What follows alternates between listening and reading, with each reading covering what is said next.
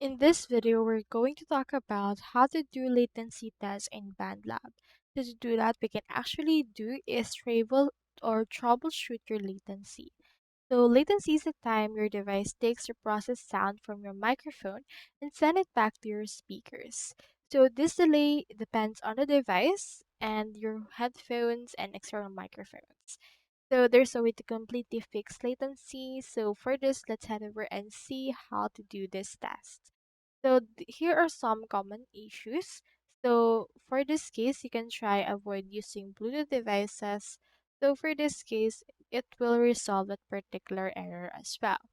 Now, in this case, you can try the latency test. It's usually available on the actual BandLab, so you can try to do that for this case. Plug in your headphones, put it in, turn the volume up, and run the test. So that's all there is today, and I hope this video helped you out.